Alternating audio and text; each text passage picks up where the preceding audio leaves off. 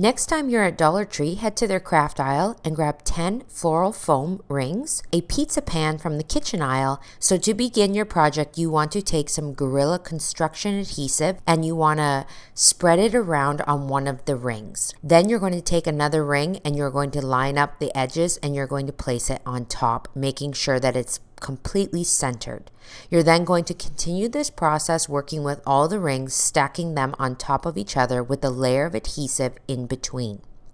Once you have all your rings stacked together and you do your very last ring, you just come in with a foam brush or a paintbrush and smooth out any of the construction adhesive that is oozed out in between the rings and just smooth it around. Then you're going to take your pizza pan and you can take any spray paint you want. I have an appliance epoxy and you're going to spray the pizza pan. While that is drying, I took some Mod Podge and I sprayed on the foam rings and then I rolled it in the dirt. I did this because I wanted one of those stone texture spray paints, but when I went to the craft aisle, the price of the stone spray paint was very expensive. So I thought I could recreate this on my own with a little bit of loose gravel and some Mod Podge. To get the desired color that I wanted, I then spray painted the entire thing with some Modern Mint in Rust-Oleum. So I spray painted a couple coats because it was seeping in through the gravel. So I did working in sections. So I would spray paint, let it dry, and then I would do a second coat because the gravel was soaking up a little bit of the paint. But this is a cheaper alternative than to using that expensive stone spray paint. Once it was dry, I took my construction adhesive again and then I glued my pizza pan onto the top, making sure that it was centered, and I let this set and dry overnight. When completed, here is my gorgeous little side table for my porch. Upon completing my project, I did wish that I would use some more of the rings to give it a little bit more height, but for my porch, it did work okay. I just boosted it up on a little box, but I may come back in and add some more tubes just to make it a little bit higher. But I really hope that this project has inspired you to get creative with things that you can find at Dollar Tree to make an adorable, modern side table for your porch. Start with 4 foam wreath rounds from Dollar Tree and paint them white with chalk paint or spray paint. Glue 3 of the foam wreath rounds together with hot glue. Take stone spray paint and cover a stack of 3 and a stack of 2 foam rounds. Take 2 wood hoops and 1 metal hoop. Spray paint them white.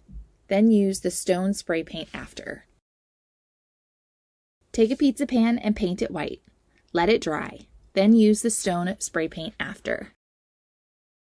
Attach the hoops together with hot glue to create a 3D sphere.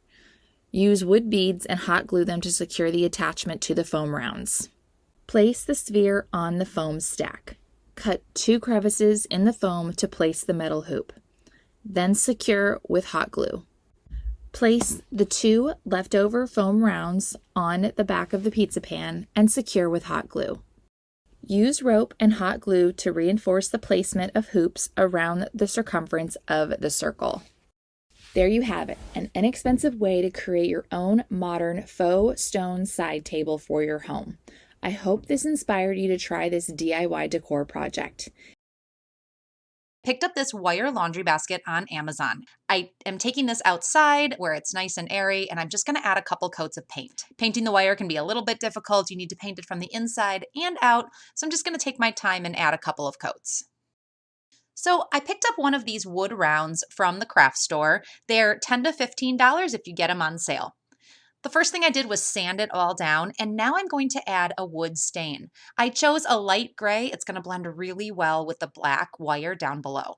Once I've achieved the color that I want, I am just going to take this cloth and wipe off any excess stain that's on the wood.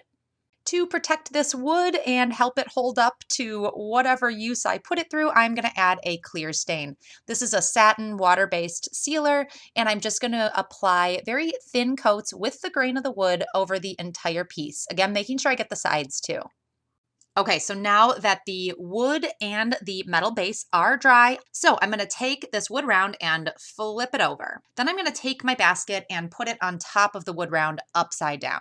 Now I want to add some stoppers to the wood round so that when that wood is on top of the table, it doesn't slide around and it's a nice sturdy end table. So I'm just using a Sharpie to mark 5 dots on here where I want to put my stoppers. The stoppers that I'm using are actually feet for furniture. So they just pound in normally to the bottom of chairs, but they're going to pound into the wood. You could also use adhesive rubber feet if you have those as well, but you want something on here so that the wood doesn't move around. Okay, it's time to put it together. I am putting this in my living room to store blankets. It is great for cold weather, so we can just grab the blankets we need. It's also going to store a couple pillows. When I set the wood round on top of it, it is nice and sturdy. I can put a plant on here, books, a lamp, whatever I need, but that I'm still able to pull that round off and use it as storage. I hope this inspired you to go make your own wire and wood table for far less than you can buy them online. The next time So you much have a for- lamp you no longer need, don't get rid of it. Create something super useful instead. To start this project, I want to remove everything but the main section of this lamp. First, I want to remove the cord from the lamp. This is quite easy to do. Just make sure your lamp isn't plugged in, and then just snip the cord with a pair of scissors. I'm just going to twist the top part until it loosens, and then I can pull the cord up right through the middle of the lamp. I want to remove the frame for the lampshade as well. I don't need it either. The pieces that make up the middle of my lamp are held together with a bar that goes down the middle and just nut and washer to tighten them. I want the pieces to hold together in a little more permanent way though, so I'm going to use some glue to attach them each to each other. I'm going to add the glue to each of the joints and then leave it all to dry before moving on. While the glue on the lamp is drying, I'm going to get the top and bottom ready. I found these signs at the dollar store and they're going to make perfect pieces for this project. To give the lamp something extra to grab onto, I'm going to add a thinner wood round under the top piece. A little wood glue will hold this into place perfectly. I'm ready to paint now, and I want to mark off the middle on this top piece so that I make sure that the lamp sits securely and evenly in the middle when I put this together. I'm going to find the middle and use the top of the lamp to trace a little circle. This will make it so much easier when I put things together so that it's not tippy. With all of the glue dry and everything ready to go, I'm ready to paint. I'm going to use the white chalky paint to cover both the base of the lamp and the wood so that it all looks like one. Now that everything is done on the lamp, I'm going to paint the wood in the same color. With everything painted, it's time to assemble it all. I want to attach the wood top to the lamp. The circle that I drew before is going to help me so that the lamp is correctly centered. I just need to add some glue to the lamp top and the circle on the wood, let it sit for about 10 minutes or so, and then I can join them together and it'll be nice and solid. How cute is this little table?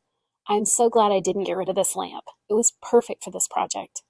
I hope this has inspired you to turn your old lamp that you no longer need into a table as well. It's such a handy little thing to have. Thank you so much for watching Home Talk.